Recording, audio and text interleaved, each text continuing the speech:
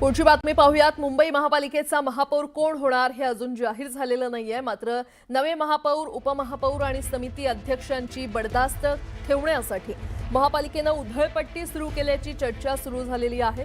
महापालिकेकडून नवीन वाहन खरेदीसाठी सुमारे 2.5 कोटी खर्च केले जाणार आहे। विशेष म्हणजे महापौरांसाठी 30 लाखांची इनोव्हा हायब्रिड खरेदी केली जाणार आहे। गेल्या 4 वर्षात जुन्या कार पालिका अधिकाऱ्यांना वापरासाठी दिल्यानं आता नवीन कार खरेदीचा निर्णय घेण्यात आलाय। विशेष म्हणजे 2 दिवसातच ही वाहनं मनपाच्या ताफ्यात सामील होतील।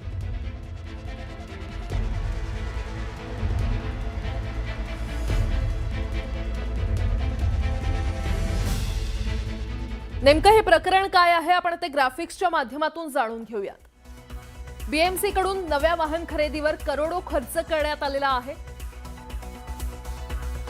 त्यानंतर महापौर, उपमहापौर, समिती अध्यक्षांसाठी ही वाहन खरेदी केली जाणार आहे। त्यामध्ये 13 कार खरेदीसाठी 2.5 कोटी खर्च करण्यात येणार आहे। महापौरांसाठी 30 लाखांची नवी इनोव्हा घेतली जाणार आहे। इनोव्हा हायब्रिड हे मॉडेल घेतलं जाणार आहे।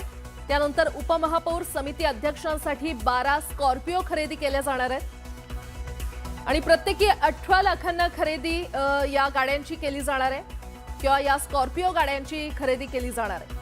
नोंदणी होऊन 2 दिवसात वाहनं ताफ्यात येणार असल्याचं देखील कळतंय।